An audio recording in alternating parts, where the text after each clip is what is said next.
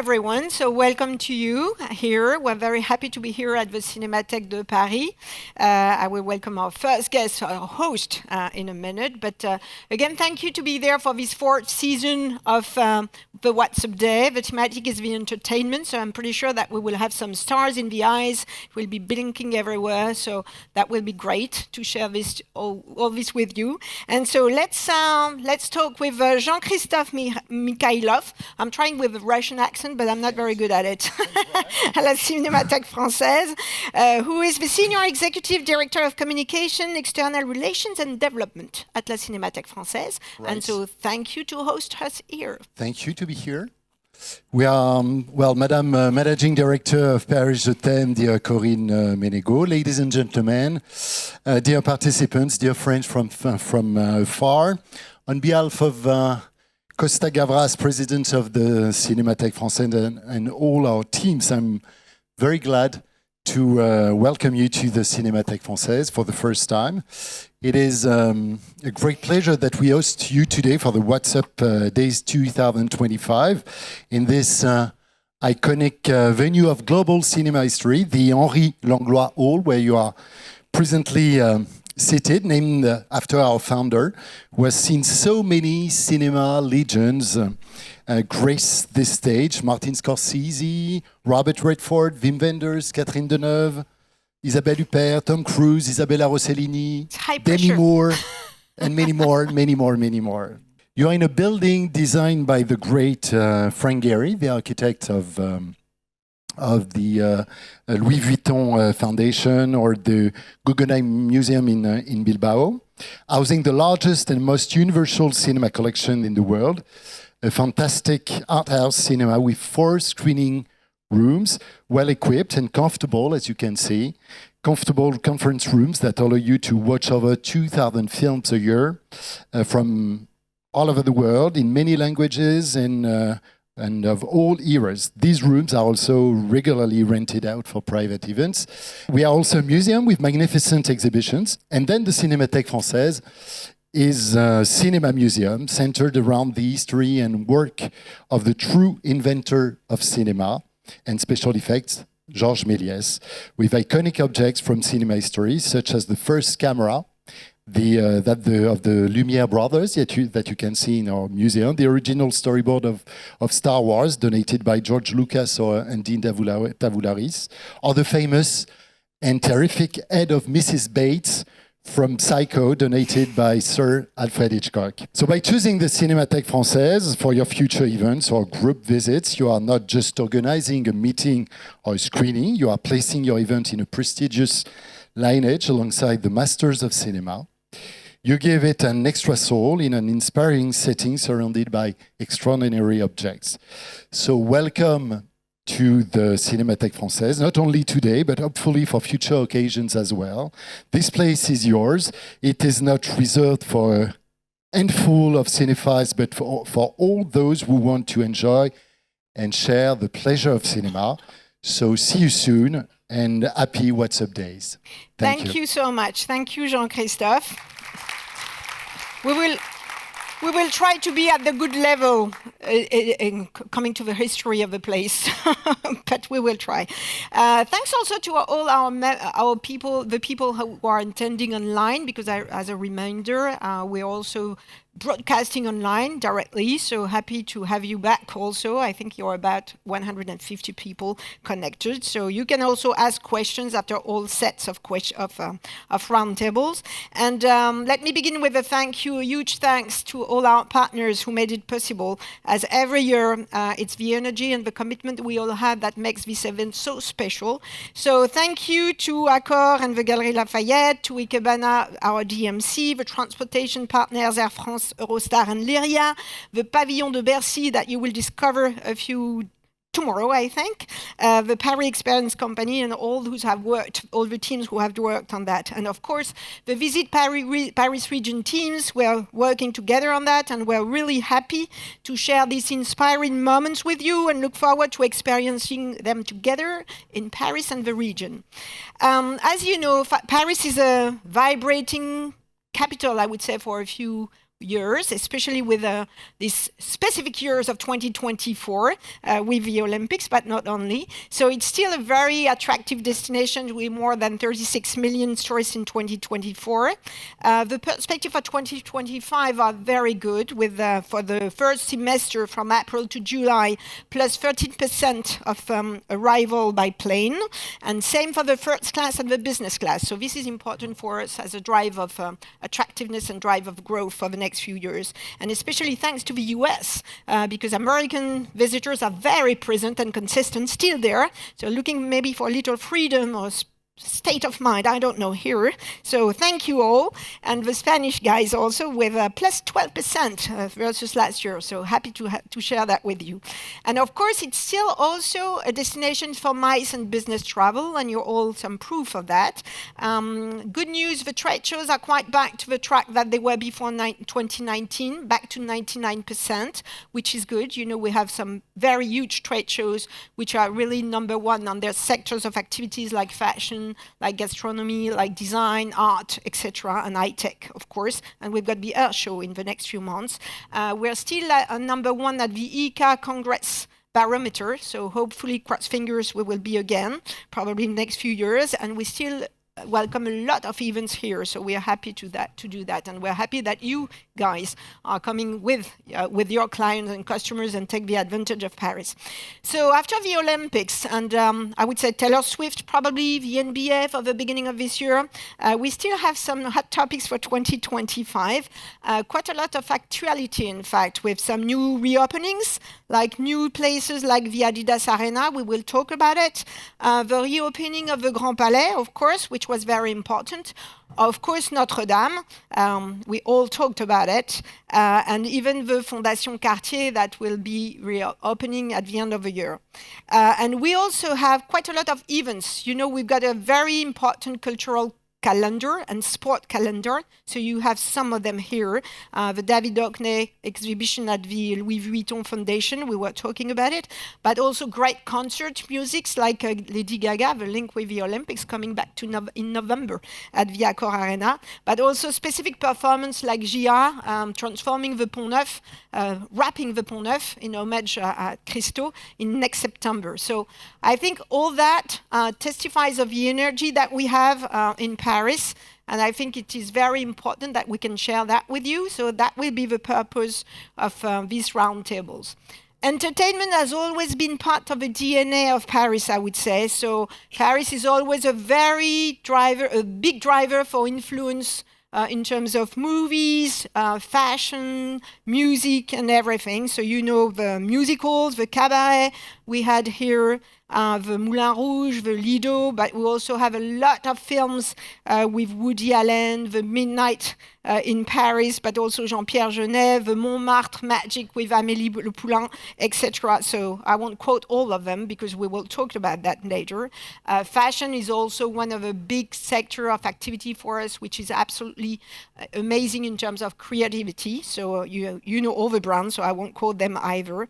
And of course, we're very happy to welcome the stars of pop music and music globally with the rappers Jay-Z, Beyoncé we had, and Lady Gaga, as I was saying. So I think the ceremony of the Olympics was also a quite a summary, I would say, of what we can achieve, a condensate of creation, bold artistic expression, and at the same time the history that we have.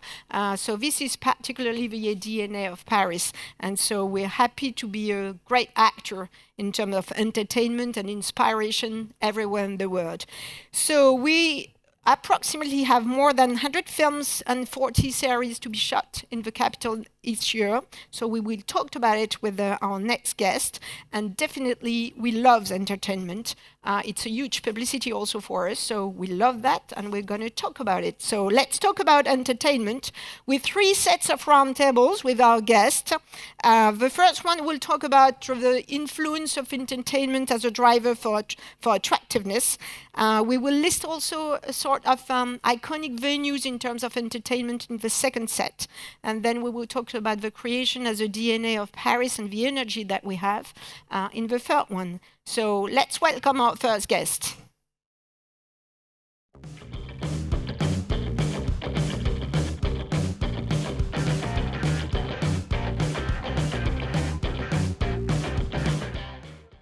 So thank you for joining. Sorry, I've got I can't find one. So Sophie Cast, you're the general delegate of the Mission Cinéma at the city. So I know you've been in the cinema from all the time, in fact. And you worked at the Cinémathèque française, in fact. And so you're at the Mission Paris Cinéma you just beginning of 2025. That's right.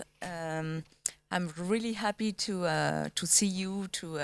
And that's right. I used to work here for 11 years, especially for the opening. That was a great moment. And I just arrived 3 months ago, working for the city of Paris, and especially for cinema.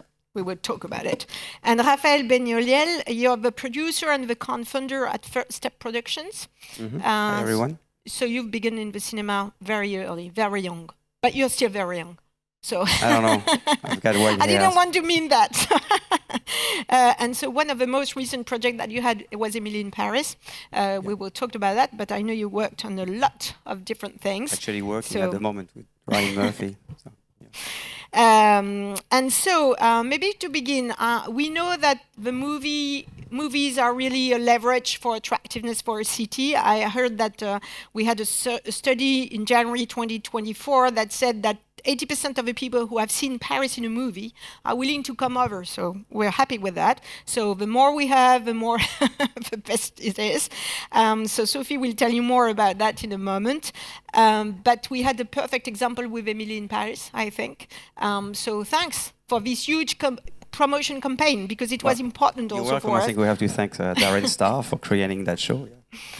And so could you maybe share because it's not only Paris, but I imagine that's the case in other countries and other cities, but the impact of such a series and TV show for brands, for destination, what's your feeling about that? Well, I can see that Emily in particular has a huge influence on for that, because I saw over the years, and when we started the first season, like no one wanted to be part of it. And now we're receiving calls every single day from brands or different locations, and everyone who wants to be part of it. And so, of course, I've seen that over the years. I know for a fact that it has a huge influence on certain brands and on the sales after that. Like I know that Chanel, after being on season 1 with small accessories, had like an increase of 35% of their sales for specific things. Anything that it is in the series is sold out after. So I see that every day. I'm not part of it. I'm just like part of the creation of the show and producing the show, and I'm more than happy to. But like, and we've seen the thing between our president and the mayor of Rome, were like saying, "Oh, Emily has to come and stay in Paris or be back in Rome." So to reassure everyone, she'll be back in Paris. But even though she's still in Rome at the moment, but she's going to be back soon. We can share a little. Yeah. Not too much. Yeah, it's fine. She's traveling like any Parisians. Like it's normal.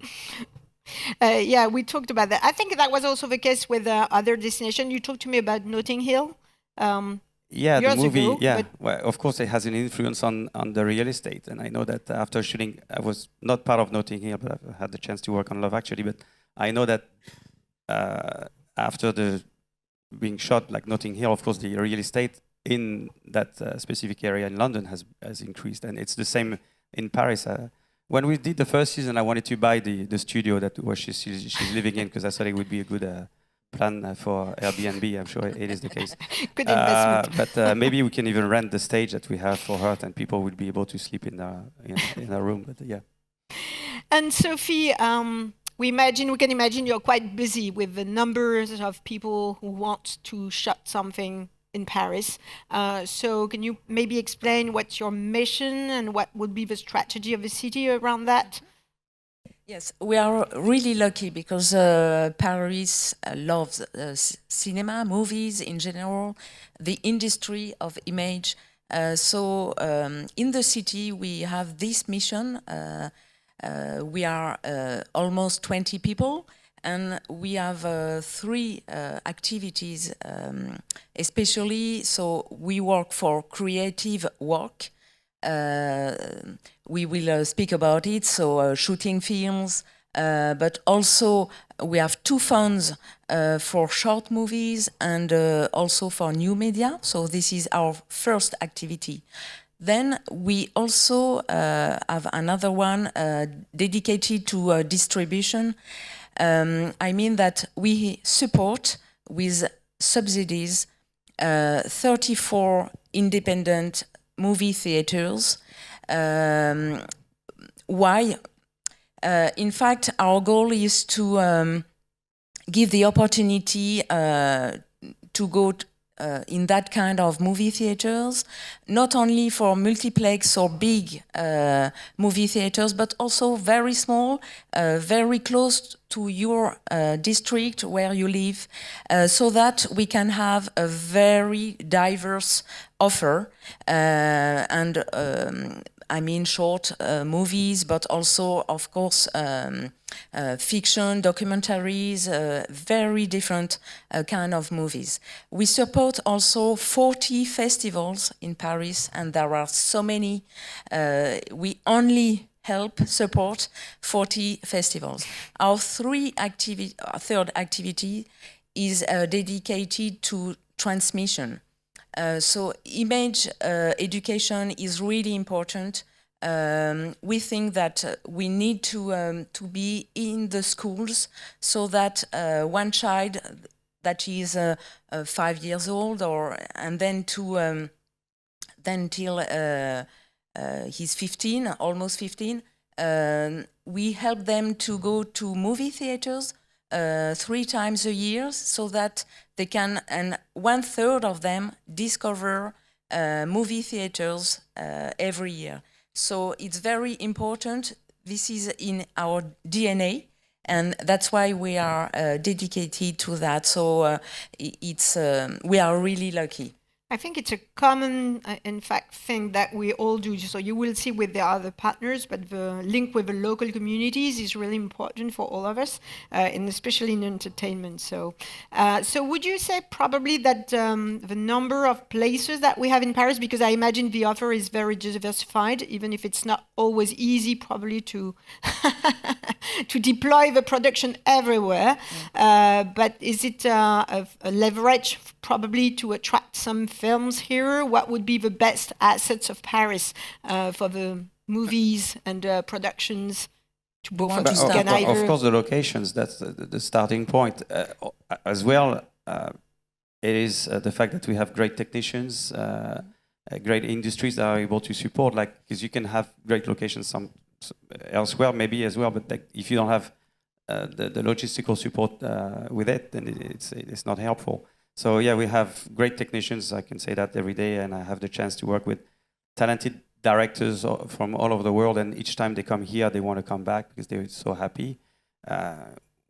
Because it's like 3 p.m. or 2 p.m. now, something. We just came back from the lunch, and the producer was just saying, "Oh, it's great," and they were just coming back from Italy. And even then, because Italy, of course, has great food as well, but they were so happy to have the catering here. So that's also an aspect that comes, people are happy to enjoy when they're coming. But yeah, locations, technicians, everything that makes your film possible. We try to welcome as good as possible every production. This is really important. So as Raphaël said, 80% of the image technicians or artistic teams are in the district of Paris, so Paris and the suburbs. This is a lot, so it's, of course, it's a good asset. And then the locations. So we try at the Mission Cinéma to help the production to choose the best place, even if they have also already ideas about the locations they want to shoot. But we try to give the chance to discover Paris, because everywhere in the district we have 20 districts. Everywhere you can find a good place. So Paris Center, this is around City Hall, Louvre, and so on. So this part of Paris is, of course, the best and the first where we can find the productions. But in fact, it's only 14% of the shooting days per year. It means that 86% are everywhere in Paris. So we have monuments, of course. Everyone would like to shoot the Eiffel Tower, but it's not so easy to shoot in that part of Paris. So we try to be everywhere. And Montmartre, you just we just did a film there. But to talk about it was the case when we studied Emily, because basically we were saying we had ideas of where she would live, and then it was after a conversation with Michel, who was doing your work just before he came, that we say, okay, maybe it would be good to go in the 5th instead of the 6th, for instance, because there was an area at the time, because now it has changed, and now, of course, they would like us to go somewhere else because there's so many tourists, thanks to our show or because of our show. But that was a conversation that we had and say, oh, maybe we should go there because it's not an area that we've seen so much. And then there's always this kind of collaboration. And Paris, even though it's complicated because we're coming with a lot of logistics, is a really welcoming city and film-friendly. And when we are facing issues, because it's always the DNA of what we're doing, like we always have issues, you're always here to help, so it's important to say. So we can still influence you a little. Yes. So that's good to know. Collaboration. Yes, it's a collaboration. No, but that's right. It's important also for us, I think, in terms of image of a city that we want to give. Yeah. So it's not only the monumental city, but it's also the art de vivre, the French way and Parisian way, I would say. And it's more and more common than directors now. They come and say, oh, we don't want to show the Paris that everyone knows. We would like to see what's the real life of the Parisians. And of course, even if the Eiffel Tower is the Eiffel Tower, we're not going there every single day. So, yeah. And I was jumping on what you were saying before, but usually when we host an event, a B2B event here, even probably a consumer event, but we usually used to say that it drives 20% more attendance than anywhere else in the world. So it's probably the same. So that means there is an attractiveness of the city itself that gives envy also to the teams to be there and produce the films and everything. So maybe a last question, but we're lucky to have this city, which is quite unique, finally, in the world. So I would say, what's the thing that you're the most proud of when you see something you achieve, for example, a production in Paris? What would be your, main achievement for that? The main. So I would say two things. The diversity. Because yes, you have some images, but if we have in mind les 400 coups, Amélie, Zazie in the metro, Fallout, so it's a big diversity. So Paris, we can help every production, I think, because we have the different. We just miss the mountains and the sea, but we have so different different things that. Sharks now. Sorry? You have sharks now. Yeah, we have sharks. So we have different. So we are really proud of that, and I would say that Fallout was, I think, the big thing for the team here to come I was lucky to be possible because it was because it was a Mission Impossible that made it possible. No, and he only got injured when he was in London, not in France. So that's good for us. I was really proud of that. I had the chance to work on Midnight in Paris. That has changed something for and Mission Impossible as well, and Emily, as you said. But it is different projects, and I have had pleasure working on all these things, because sometimes it's like a smaller scale and it's great and you're telling a different story. And of course, Mission Impossible was great. And we did that just before the Olympics. And I know that at the time there was a competition between Los Angeles and Paris. And I know that Mission Impossible was part of what has made the decisions to come to Paris in 2024.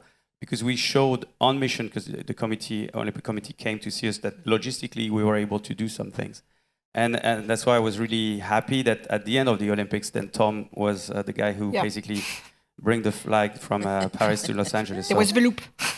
It was the loop, exactly. It was great to make this film because we were able to block any major access, and I was lucky enough to be in a helicopter over Paris, which I know it's really rare to do that. So I cannot complain. It was great. It's fun, actually. So thank you. You helped us. Thank you so much. Thank everyone I was able to do that, but yeah. Maybe we have just a couple minutes just to take 1 or 2 questions if there are, so I don't see anything, so I don't know. Any questions from the audience or online questions for our guests? There is a question there. I just see you. I think there is a microphone coming in, so that would be easier. Hi, so I love cinema too, and I'm very, very happy to be here with you, and I learned lots of things that I didn't know. So I was thinking about a very good film that is Da Vinci Code, and you have not mentioned that for some reason, but for us event agencies, we have created a lot of activities around it, to look for enigmas and clues and things, and that was really good, very helpful for us as professionals, and to recreate some incentive activities that could be around cinema and to discover the city at the same time, which is basically what we do for our clients. So yes, for a TV interview that was 2 weeks ago, the French TV wanted to shoot somewhere, and I said, let's go to the Louvre, because Da Vinci Code was so important for Paris at that time that it still helps us to be attractive. And also for Amélie, Le Fabuleux Destin d'Amélie Poulain, so Amélie, not Emily, but in Montmartre. So this is the same. We still have many tourists coming, especially to discover the places, I mean. And Da Vinci Code was a place. And this is something that we're doing in terms of content as Paris Je t'aime, to provide also all these places, content and everything. So this is something we can definitely work on. So it will be a great pleasure anyway to share that, of course. This is important for all of us. I think there is no question online, so let's move on maybe. So thank you to both of you. You're welcome, thank you. Very happy to have welcomed you. So let's move on to the iconic location that we have. So I'm pleased to welcome the 3 next guests. So please join me on the scene. We will talk about DNA of entertainment and how these places are linked to this DNA. So please join me, and we've got a short video the time you're coming.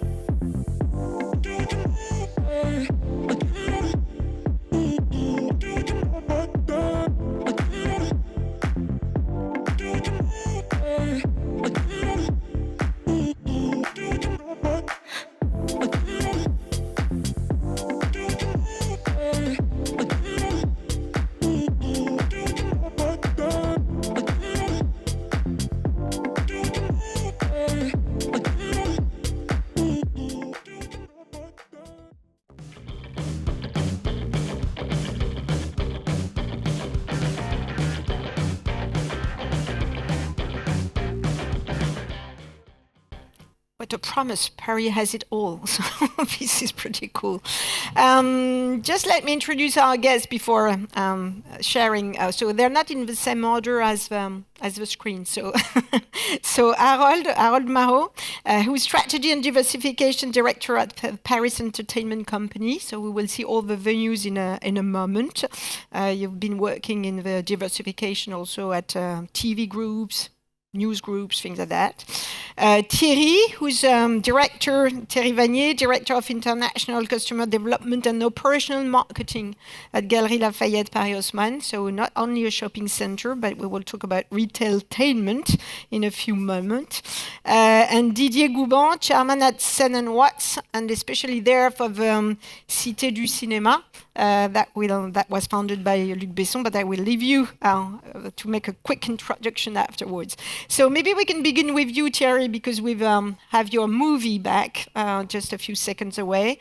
As you have seen in the movie, there was a number of activities that you propose in the Galeries Lafayette. So it's not only shopping, it's much more than that.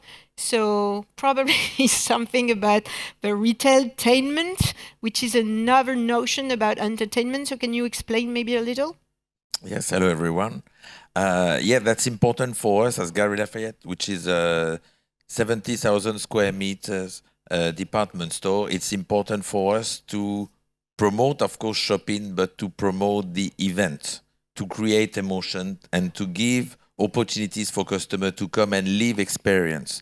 And that is not only you, because definitely the group is 130 years old, and even we were discussing that in 1919, Jules Védrine arrived on the rooftop of the Galeries Lafayette, and it was the first, big event we've been celebrating. And there's always, whenever we create commercial planning during the whole years, we always make sure that there is big thing coming on for customer to live and to enjoy. It's very important, and even more now with the influence and with the social media, so that everyone can take opportunity and shooting, video shooting, and take a promotion. That is number one. So we've been creating, like as you see on the photo, fun area, which was a full net all over the first floor of Galeries Lafayette, and that you can join and crossing through all over the cupola. And that is definitely an experience for customer to live, if you have a possibility to join it. Customer to take part of it as an influence and to take photos back. And even loads of communication and press release for saying it's urgent to come at Galeries Lafayette. It's like you've been discussing about Le Louvre, but it's same. Le Louvre is having some temporary exhibition, and then it create the urgentness to come to to visit the museum. So that is number one for us. Number two, we've been developing very much the restaurant, the patrimony visit, so that it gives an opportunity for customer to stay longer. It's an opportunity for MICE, of course, to book. You can book in advance. We organize in the way that your customer can be staying in the store. That is important because, as you've been saying, gastronomy is part of the long stay in Paris, and we took the COVID period to change and reshuffle the building to welcome 400 seats and top chef restaurants, 7 restaurants, vegetarian, Indian, Mediterranean. And that gives an opportunity for MICE to book, so that we can develop business with MICE, of course, for booking, for customer to come. And as a director of promotion, I know how to bring customer to the store. But if they leave for lunch, it's very difficult to make them come back. So that's why it's important we have the variety. And last but not least, we've developed some activities like fashion show, patrimony visit. It's always good excuse to create emotion because customers, they come for shopping.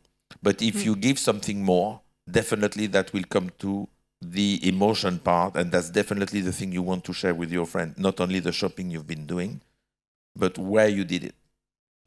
But coming to emotion and desire, because all the strategies, how to make them desire to come to the Galeries Lafayette. But Didier, I know you're working also a lot on that, and you've got some very strong position on the desire and how we drive the consumer market to make it happen also for the B2B industry. So if you want to share that with us, I think it will be very interesting for everyone to see the links between both. Yeah, hello. Nice to meet you, everyone. Actually, we're on the northern territory, so we're not inside Paris. So the Greater Paris. I guess we'll have This to is talk Paris. about that also.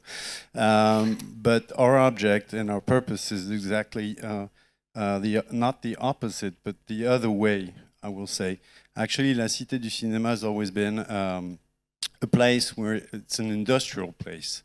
We're talking about Emily in Paris. I think Emily in Paris was the shootage was there in 2 or 3 years ago or 4. I don't know which season, but actually the Cité du Cinéma creates lots of desire, but the customers or the public cannot have access to the Cité du Cinéma.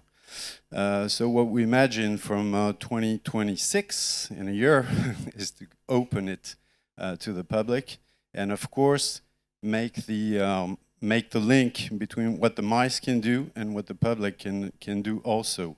At the Cité du Cinéma, we create cinema, we learn cinema with the École Louis Lumière, but the public or the customer cannot do anything inside.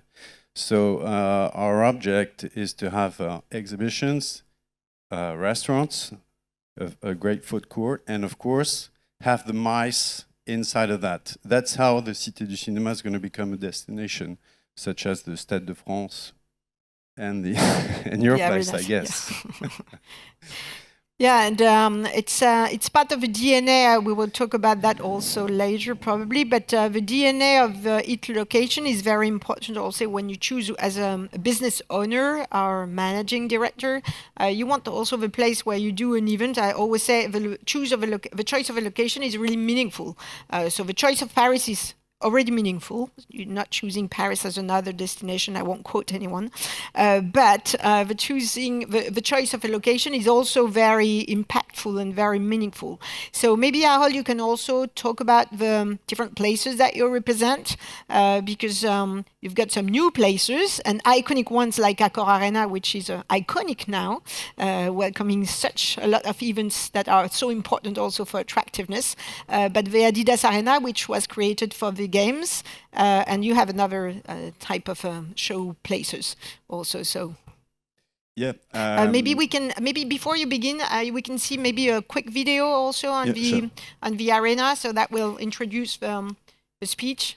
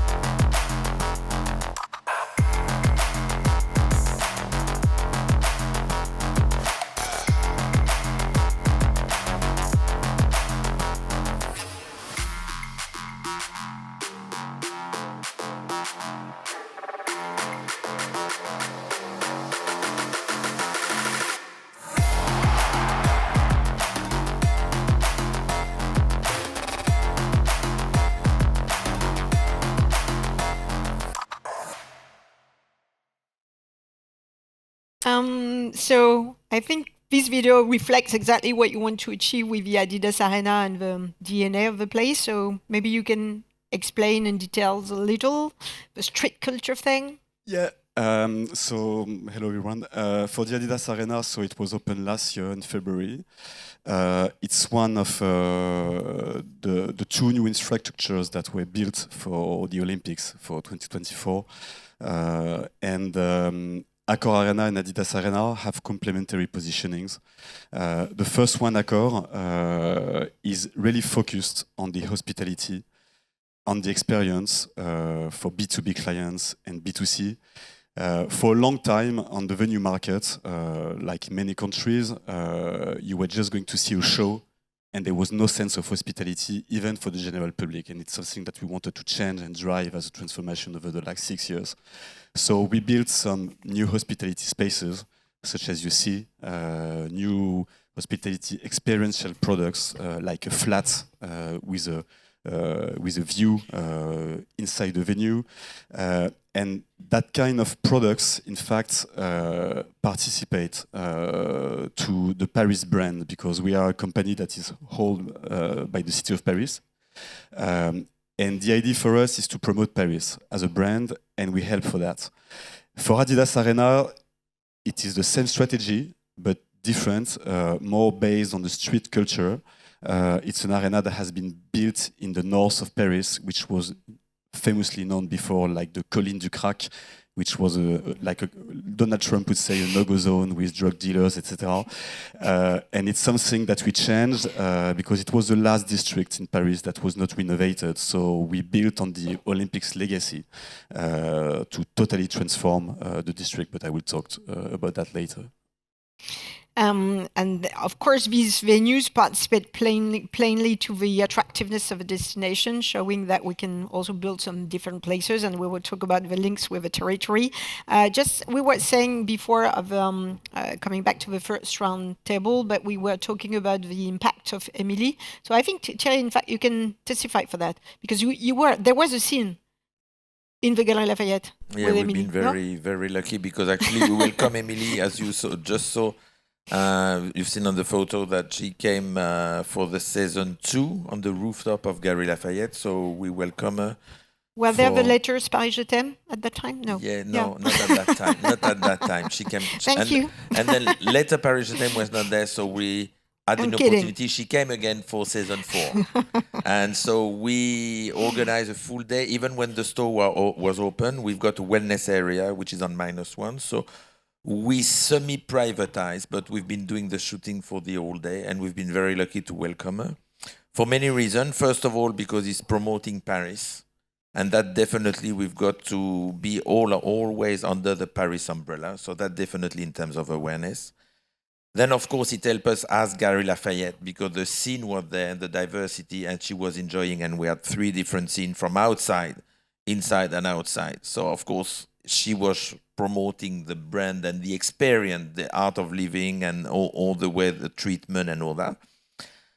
And last but not least is, of course, Emily is seen all over the world on Netflix. So even on some countries when you don't expect, people has been talking about. Of course, US customer have been increasing a lot since the COVID compared to what it was before. UK as well, because with the Brexit, I think we had an opportunity for more customers to come and visit us. But definitely, Emily is a sort of a soft power. And it's very important that we can join and be a sort of a participant of the scene to promote the Paris destination as a whole. Maybe she will play basketball next time. Didier, we were talking about the DNA and consistency. I know you're very focused on that, also on the program and everything that goes into the Cité du Cinéma. So maybe you can also share your position on that, because it's important also as when you organize an event, you have to be consistent about the location, the messages that you have, the program that you provide, and everything. So that's interesting. Yeah, and especially the DNA. Actually, the Cité du Cinéma is not a new building. It's a building. It's a historical building. It was built at the beginning of the 20th century. So that we want to emphasize on that part, because actually we have many historical buildings such as yours in Paris, but either they remain museums, either they're transformed in whatever offices or something. There are not many buildings that you can come into, especially if you're mice, and enjoy an experience. So you have the historical part, that's the main, that's one thing. But afterwards, we're talking about DNA, we're also talking about what the object of that historical building is. Our object is very specific, because it's been a power plant 100 years ago. It's been It's been the equivalent of Pinewood or Cinecittà 15 years ago. It's been an Olympic restaurant 2 years ago, a year ago, sorry, not even a year ago. And now we want it to be mainly a venue or an historical building dedicated to cinema. And that's, I think, the DNA of the building. And so we emphasize on that part in order for the mice to come and enjoy experiences and have access to all the industry that's inside the building, because not only us, but other companies are inside that building. So you have studios, you have post-production company, you have a school. So the idea is really to have that full experience for the mice and for the customer. We're going to build, well, on measure or whatever we say, on measure, I think, experiences for the public. And maybe Harold, does this have an influence, I imagine, on the program that you have in the different arenas? So because you're choosing also, you are accepting some shows and different things. So I imagine this is not at all the same strategy as you explained, but is it a real key driver for you in terms of program and choosing the different things that you want to program into the arenas? Can you say again the beginning of your question? No, but is it a real key driver to choose the events that you have in the arenas, according to each of them, according to the DNA of each one? Because it's not always easy, I imagine, to play with that. The DNA of the arenas, in fact, is built on different levels. The first level is the programming, of course, the content, but we don't master the content. The content comes to us when competitive landscape with La Défense Arena, Stade de France for the big shows. So the strategy is to host the biggest shows. That's why we are very proud to have the NBA every year at Accor Arena, for instance, because it participates to the DNA of the venue, its history. Then the second level is the partners that we have, such like Spotify or L'Oréal or LVMH. So they bring also their DNA and history to our venues. And the third level is the location, of course. So central Paris or the north of Paris.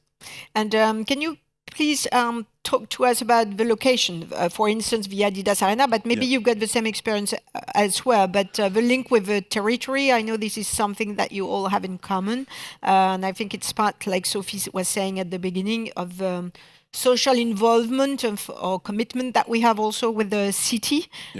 So maybe you can explain also. It's a very important part for us because, as I said, our model is a public service delegation with the City of Paris that owns the two arenas, and we operate them with Paris Entertainment Company.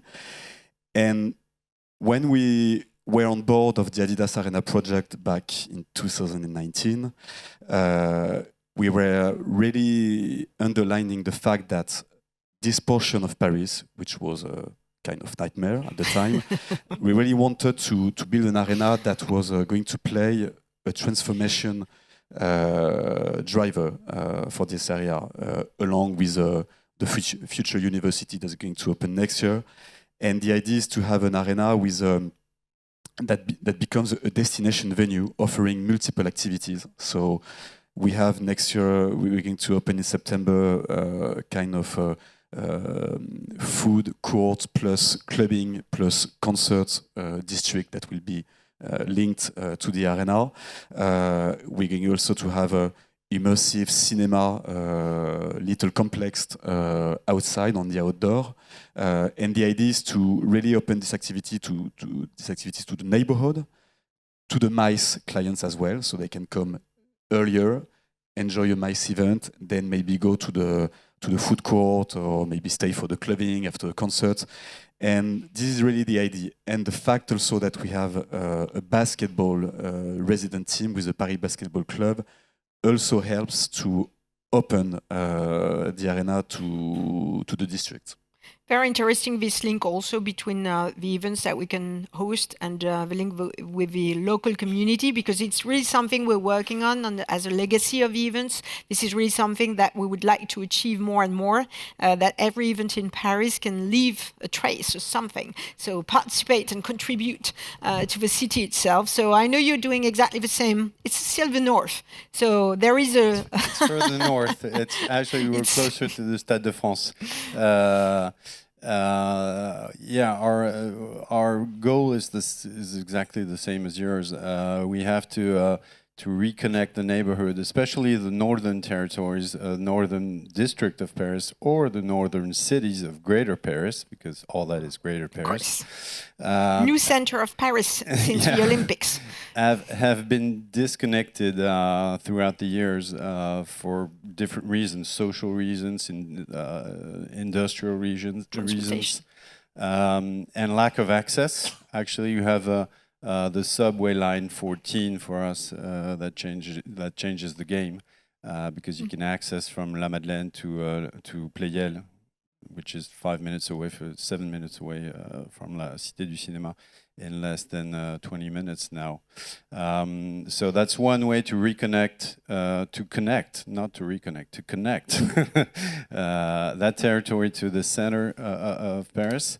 And of course, we have the ambition, and we're working with all the organizations, the City Hall of Saint-Denis, the Mayor of Saint-Denis, the Pleine Commune organization, to also connect and guarantee the access to La Cité du Cinéma, to the people who've been living for years and years on the territory, and didn't have many things to do. Because if you look at the offer that's been that you have on that territory, either you have lots of money and you go to a great concert at the Stade de France or whatever, either you visit the Basilique Saint-Denis, otherwise you have to go inside of Paris or in other places. So that's also one of our main goals, and I guess we're gonna work together in the years coming. Definitely.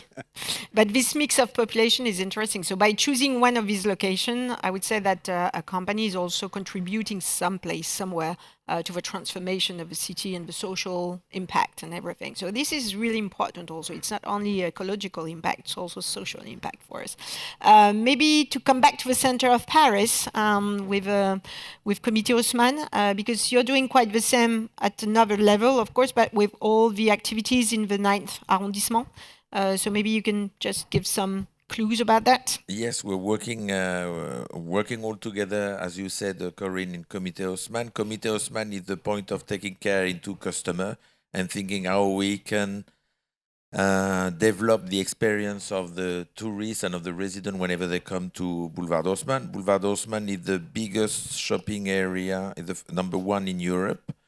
So which means that we've got loads of people coming in, and we've developed the committee so that we working either together on some specific period, like the same way we do for Christmas, for instance, so that we manage the investment of all the lighting all together, and we join all together so that there is a unity on the boulevard. So that is very important for us, instead of everyone doing something different. And Christmas, of course, is an important shopping period. And we've opened even to newcomers, like I know you are working now with the Pâté Cinéma, we are working with l'Olympia, there is Théâtre Mogador.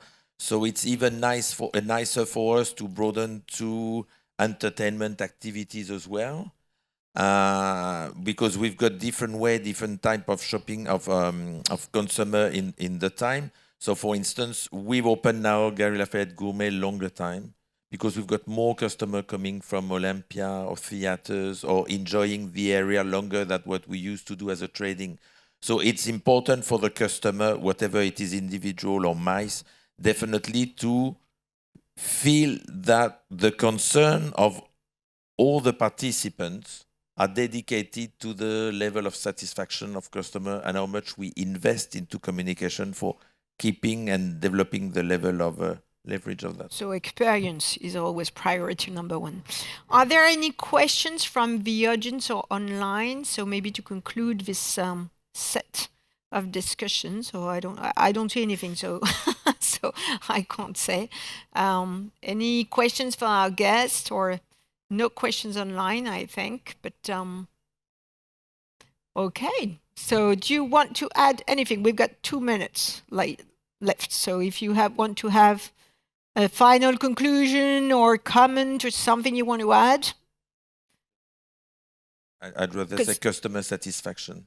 Yeah. That is definitely the best Key driver. the key drivers and the best ambassador of our. I think all of the people presenting is definitely to be the best ambassador of the city and of the country, so that whenever you come, you have good experience. It's definitely how you promote yourself, the destination you've been enjoying. Best promotion is the customer itself. Definitely. Or Emily can be. Thank you. Thank you to the three of you. Thank you so much. Next session, we will be talking about the Parisian creativity DNA, which is deeply part of our day-to-day life and our values. So please join. I don't need to call you. In fact, you're coming from yourself, so great, come in. And I think we will be beginning by a little movie, a teaser about the new exhibition of Agnès Varda at the Musée Carnavalet. We will talk about it just afterwards. On disait monter à Paris comme si la France était verticale.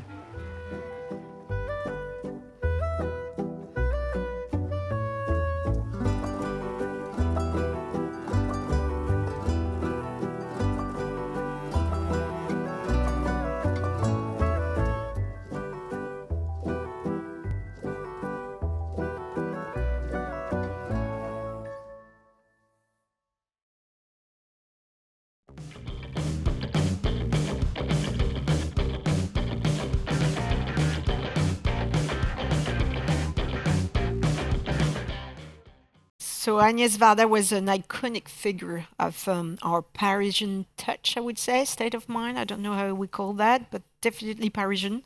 So Jérôme Trécaille, you're the head of patronage and development at Musée Carnavalet, and François Leclerc, you're the brand director at Joe & Joe, so at the Accor Group and the lifestyle segment, I don't know, company, I don't know how you say that, but you will talk about it. So maybe Jérôme, of course, the Musée Carnavalet is dedicated to the history of Paris, so I imagine you're quite passionate about that. This is the new exhibition, just opened a few days ago, on Monday, I think. Yes. And yeah, I think it's working, but can you maybe tell us why Agnès Varda, and what does she represent also? Because she's a very iconic figure. She's an iconic filmmaker in the history of film in France. She's one of the best representatives of the new wave, Nouvelle Vague, of the left bank of the city. And she was also a designer, an artist, a photographer. But she's well known for cinema work. Martin Scorsese described Varda as one of the gods of cinema. Varda received an honorary Palme d'Or at the 2015 Festival de Cannes, and was awarded. She became the first female director to win an honorary Oscar. She's very famous in Paris, and she was one of the women, the cineast who represents the best Paris. Most known movies is in 1962. It's called Cléo de 5 à 7, Cléo from 5 to 7. And it's the history of a young, elegant singer which is expecting medical results. And she's very anxious. And from 5 o'clock to 7 o'clock, she walks through the streets of Paris. And it's really a very interesting arrêt sur image, in French, we say, of the city in Paris in 1962. Agnès Varda made also another movie called Ceux de la Mouve. She shoots people in the left bank in an area called Mouffetard with a very tender eyes, with a lot of patience. She shoots the cafe, she shoots all the shops. she shoots poor people, elder people, even drunk people. And it's a testimony of Paris. That's why we in the Musée Carnavalia are very honored to open since yesterday this exhibition.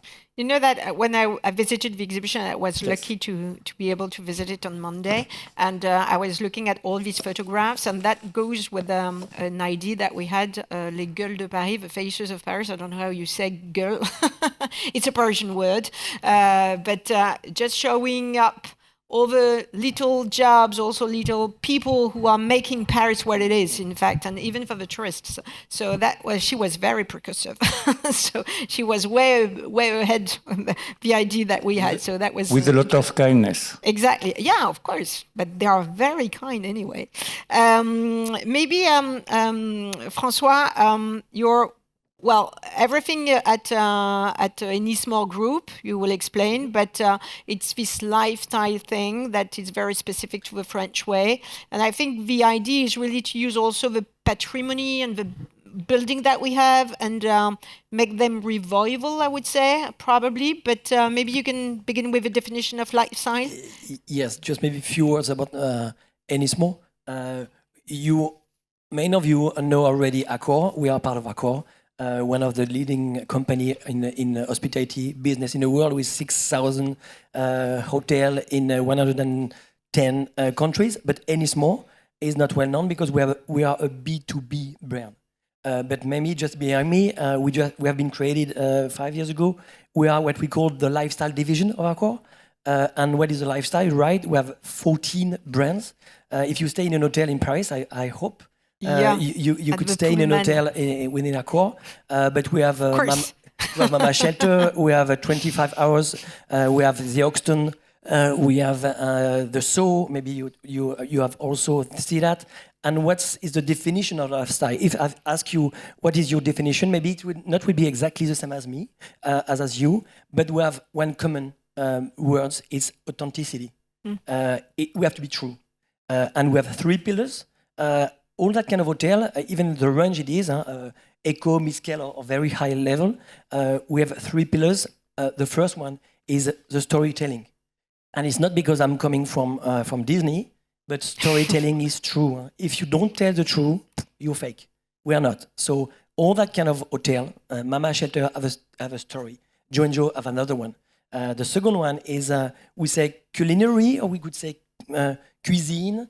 We love to say, as you know, French love cuisine, and it's funny because Thierry was talking about a department store is not anymore a department store. You have venues, and an hotel is not anymore an hotel. We are also a living place. So we want people to be attracted by us, but not only the one who have a room in an hotel, but the locals. And the last one, last pillar, is the entertainment. Reason why we are calling F&B and E. And entertainment, you talk about retailtainment, we could talk about shoppertainment, we could talk about everything, but everything is happen because we want to attract locals. And Jérôme, would you agree with that definition of lifestyle? Probably Agnès Varda was a great ambassador anyway. She's a great ambassador, absolutely. And what I particularly remark regarding the spirit and the character of Agnès Varda, and I will read it, I'm sorry. Her character is reflected in her film as in her life: creative and innovative, committed and empathetic, playful and mischievous, resolutely independent, generous and connected to others. So are we. And would you agree also that maybe the museum also changed? As we were saying, a shopping mall is not anymore a shopping center only. The hotel is not only a hotel, as it was years before. Maybe a museum is not only a museum, so you're doing a lot of things. You're doing workshops, you're doing different things. The museum was in renovation between 2016 and 2021, sorry. It's more simple. And since the reopening of the museum, a lot of things changed because we enter in a modern period regarding the visitors. The most important thing is the visitors. You told it for the customers, I tell it for the visitors. We changed the museum because we want to welcome all kind of publics. Of course, Parisian publics, French publics, foreigners publics, but also people who are not used to come into museums. It's very important for us to have a very developed mediation regarding the different publics, the young, the foreigners. Everybody must find happiness in the museum. And I think with the renovation, with the new direction, with the opening of new rooms, we can change the way of visiting a museum. Happiness is a great word. So we talk also about Parisian brands, like Agnès Varda could be one, finally. But you have some brands such as Gigi or Piaf. So what's the leverage of these brands? I know you export them also, so maybe you can explain the... At Ennismore, we are not only an hotel businesses, we are also venues. So Paris Society is part of the group, and I guess the competition is worldwide. It's not only so we have to attract people, we have to attract locals. So all the image you have behind me start from Paris. We are a French company, and of course, because the Paris is a brand, we want to advertise that brand overseas. So Gigi start in Paris in Rue Avenue Montaigne, but now it's Gigi is also in Saint-Tropez. It's also in Dubai. We have Coco just in front of the Galerie Lafayette. Coco is also in Dubai and the Emirates. We have decided that the French touch, the Parisian touch, are to be not only seen and deployed in Paris, but mainly in a global basis. And the good news is, as we have maybe one of the best city ever with a historical building. We give a second life to a building. We just reopened Maxime. Maxime was a sleeping beauty, and we just restarted. Maxime has also a strategy outside of France. We also open Minims. And again, the strategy is to have a global range. We want to attract locals, but people don't want to spend 100 euros for dinner or for a lunch. So all that kind of brands are part. Le Piaf, iconic name, is not only in Paris. Again, it's in Dubai. It's in Megève as well. It's really part of the strategy of being part of you. You are the one who talk about Paris, and we are the one who just welcome all the guests. Yeah, it's a good promotion campaign also, so we like it. Thanks to you. Thanks to this. And do you add the Paris thing? It's Gigi Paris? Or? Yes, of course, yes, okay. It is. And there is some consumer goods you can buy, and it's sometimes usually produced in France, but of course it's Gigi Paris, it's a Piaf Paris, and it's called Paris Society. Huh? And do you feel that this Paris signature touch is a leverage for the attendance also? It's a must. It's the competition. Like you can come back. Yes. I have a story. 10 or 15 years ago, we were working with at the same. We were peer with Thierry. So I was working at the same position at Le Printemps, and he's still at the Galerie Lafayette. Together, we were very, very good friends. Why? Because we were telling together who is the best friend of Le Printemps. It has to be Galerie Lafayette. Because together we were so strong, we will attract all that guests after the people on the team have to make the job. It's exactly the same in Paris. We are competing to Barcelona, to Roma. So we have to be all together, not only hotelier with hotelier and venues with venues or retailer with retailers. We have to explain to the team and to our team and to the world that Paris 2024 was not only one shot. It's something like we have to develop again. And so I think both of you are very involved also in the local economy and the communities, trying to make it happen also on the territory and the link with the residents and the communities. So maybe we can just see your little film about Joe and Joe, which is very interesting from the image of Paris it gives for me. So is a good example. And a good image of what Accor is. Yeah. Accor is by 60 years ago, we are just providing rooms. But we have decided to just attract newcomers. teenagers, millennials. So Joe & Joe is not anymore an hotel, it's an hostel, it's a bar, it's a revenue. It just 50% of the business is driven by the F&B and locals. So again, the newcomers will be the new customer for Thierry, the new visitor for you. So let's have a look. Hello. I'll be your guide through the city. City of art, city of love, city of lights. This is where you are. This is Paris. Look up and notice the iconic architecture of the city. Wander through the streets and make sure to stop by the various shops where you will find souvenirs to bring back home. Stay on the move. You'll find spectacular scenery along the way. Don't forget to get the best shots. Enjoy the Joe & Joe experience. Relax. It's more than a hotel, and even more than a hostel. It's one of the city's unmissable spots. A place where travelers blend in with the locals. A place where the waiting queues are worth it.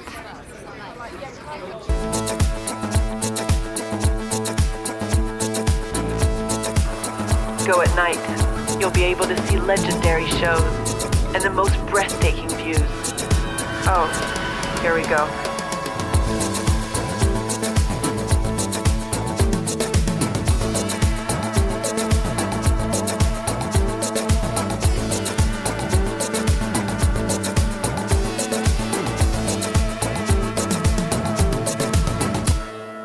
Thank you for joining my guided tour. Hope you enjoyed it. We enjoyed. Very good film. So it gives a very good idea of what we can achieve in Paris and all the diversity of the offers and again, experiences. we are not promoting Joe & Joe. Huh? There is no logo of Joe & Joe. We are promoting the destination because we are proud of that. And again, the newcomer will be the new customer for us. And maybe you can, just before going back to the Musée Carnavalet, but explain what you did with Joe & Joe and the residents, because I know you hosted some markets, producers market, local products. We talked about that before. And that's interesting also to see how some big companies like you are also working to be in the relationship with the residents and make things happening. We have to thank the boss. Huh? Yeah, I know. It's part of I know. Sébastien Bazin is the one who give us that strength and that capability to move. So again, it's a restaurant is not anymore a restaurant. Locals are local. We need the locals because we see before the pandemic that the world was just stuck, and now they're coming back. So we want to attract everybody, depending on the budget, depending on the age. It's not like a ghetto of young or ghetto of old people. And again, we are talking about Accor or Ennismore, but it's the same if I was for Marriott. We are all together on that same boat. And maybe coming back to you, Jérôme, I know you're working hard with locals and trying to do something, especially for children also, with your workshops, art therapy. You're very focused on that. And I know it's something that you really care about because it's the museum as a social place where people can also get together. So I think it's also important for the people who want to organize some events in Paris to be aware of that, because it's exactly the same that we talked about before. It's the social inclusion we want to share and to contribute. Yes, of course, I welcome in the museum privatizations, private guided tours, like all the museum in Paris, in France. But I like to souligner. Underline. Underline, thank you. Two translators. I like to underline the social role of the museum. And as Corinne said, we are proud to help, for example, people with mental or disorders, disabled, with art therapy. We have a sponsor for this, 3 years partner.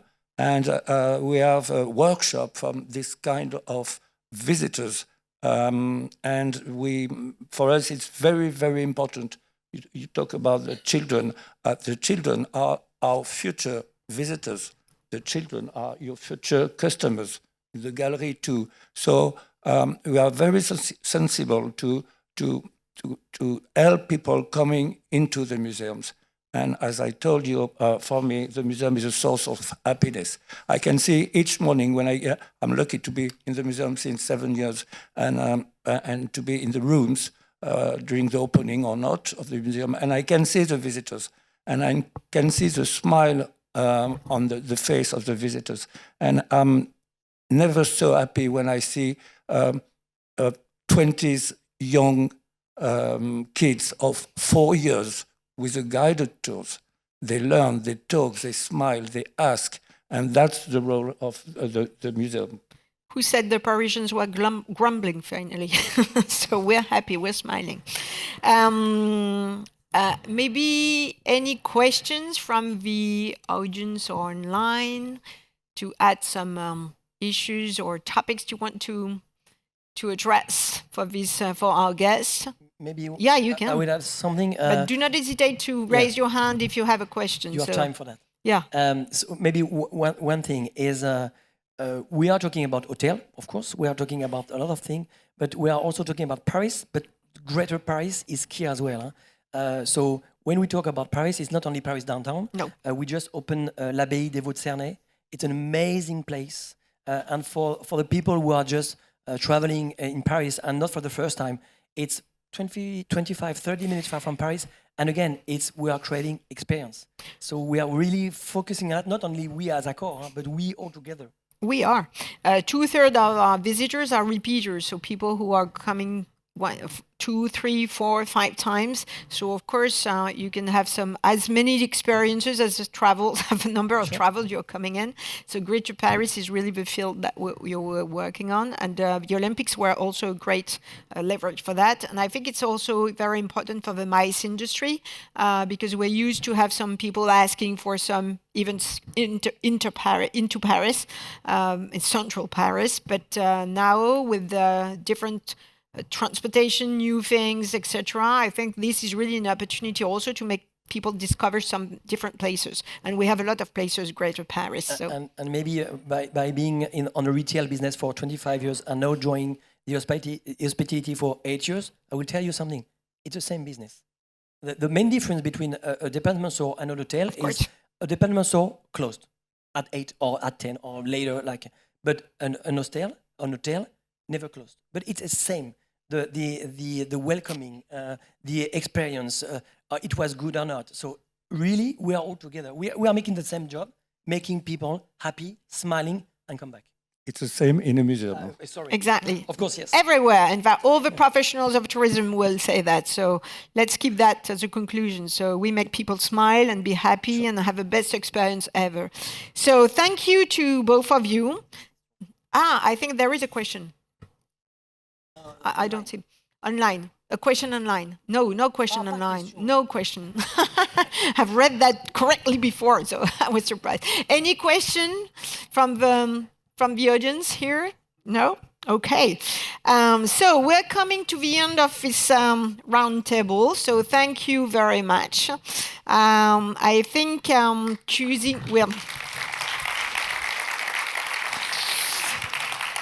so maybe a quick wrap up. I would say that choosing Paris, as I was saying, is always meaningful, and I think all the guests that you've seen here can make a proof of it. So choosing Paris is also contributing to the transformation of the city and the local economy and the inclusion and everything. So I think it's adopting also the DNA of the city, and I would really insist on the freedom, inclusion, creation. So I think this is the time to do it.